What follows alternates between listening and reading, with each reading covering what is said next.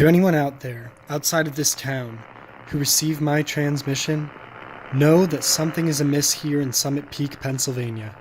Everyone in town has known about it for years, but it's just been a part of life as long as anyone can remember. But something happened recently, and I need to get the word out. I need to expose whatever forces are responsible, and I need closure. My name is Yams Washington, or at least that's what everyone calls me, and that's as much as you need to know. I live at 38 West Bridge Street in Summit Peak, Pennsylvania. Don't bother Google searching us. You can only find the town by looking for it off the highways in the north-central mountains of the Keystone State. That's another story, though. The reason I broadcast my message today is because there is something lurking on the edge of town, and that something ate my boyfriend. Well, he was no longer my boyfriend for about 2 hours leading up to his disappearance, which was followed 2 days later by his partial, mangled reappearance. Noah McNamel and I broke up around 4:45 in the afternoon last Friday, after meeting in the Summit Memorial Park. We sat on the swing set, talked things out, and then went our separate ways. Noah walked up Park Street in the southbound direction toward the Quick Mart, and I walked home along East Bridge Street, obviously headed in the western direction toward 3rd Street, where East Bridge becomes West Bridge just after going over the bridge that goes over Goodall's Creek, which runs through the town parallel to 3rd Street. It was a 12-minute walk for me to get from the park to my house, and it should have been a 16-minute walk for Noah to return to his, but I received a phone call from Mrs. McNamel at 6:52 p.m. asking if I had seen him. This phone call caught me off guard, but I tearfully explained that we had met to discuss issues we had been having, agreed it was best for us to go our separate ways, and then we did exactly that at 5 o'clock almost precisely. Mrs. McNamel explained to me that she had not seen or heard from Noah since he left the house at 4 o'clock, at which juncture he had said he would only be gone for maybe an hour or so. Now it was almost 3 hours since then, and she was getting very worried. I tried to assure her, and also assure myself to some degree, that he had probably gone for a longer walk to think about things and blow off steam, and that he would probably be coming home any minute now in need of a hot cup of tea and a warm hug. Mrs. McNamel said I was probably right. I said I was sorry, and we mutually hung up. By Saturday morning, an Amber Alert was out, and Noah was listed as a missing person. Mrs. McNamel called me and said she would say she knew nothing about our breakup because she knew I was a good kid and didn't want to implicate me in anything. Or at least that's what I gathered through her crying. She hung up before I could process or respond to what she was saying. Around 10 o'clock Saturday morning, I gathered a group of my friends consisting of May Warple, Samantha Summers, June Warple, Alexa England, Carmen North, and my best friend and sort of adoptive brother, Jake Lindhall, and we went out to scour the southeast forest. Some of the Magnetrine shipwreckages there had been regular hangouts for our group. We searched the entirety of the ship graveyard by 1:30 in the afternoon, having seen no sign of Noah. We all agreed, however, that there had been an almost tangible presence of something otherworldly, like a persistent feeling of being watched, occasional pinpricks on the back of your neck that make you think someone must be behind you, but when you whip your head around, there's nothing.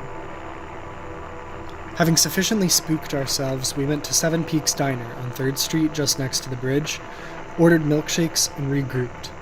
The important takeaways from our conversation were that we were all scared, we were sure that something was out there in the southeast woods, and we agreed that it seemed like Mrs. McNamel already thought Noah to be dead.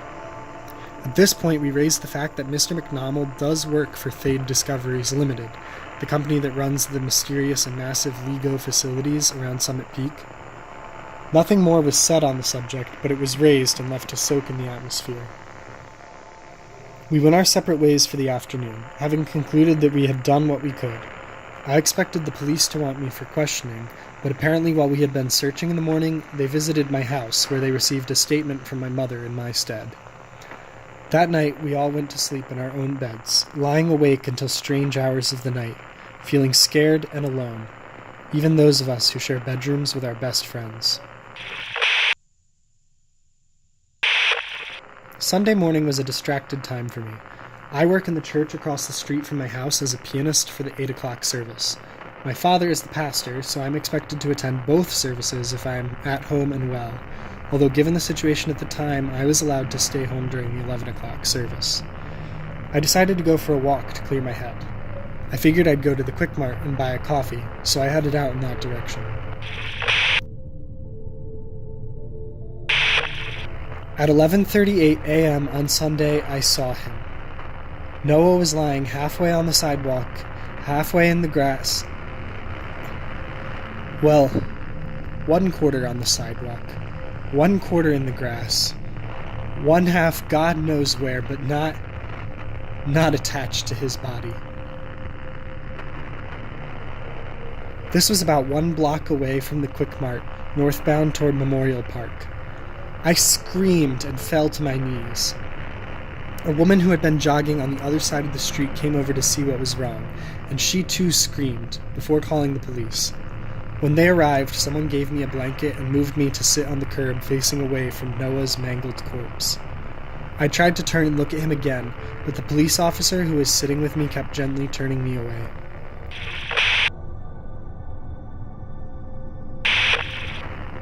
That night, I cried so much in bed that Jake crossed the room and crawled into bed with me, holding me close so I sobbed into his chest rather than the open silence of the room.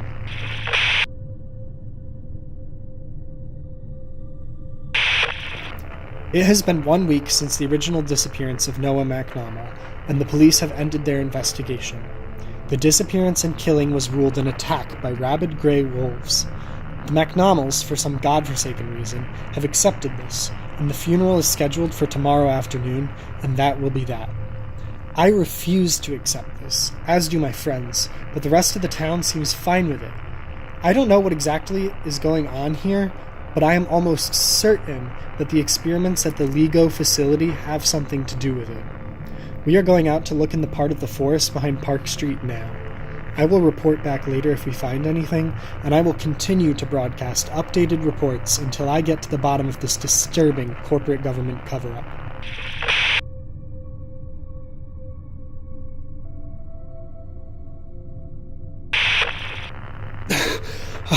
I just ran back here. I had to announce as quickly as possible. We have seen the thing that ate my boyfriend. We have seen it, and we are terrified. Something is certainly amiss in Summit Peak, and I believe we are all in grave danger.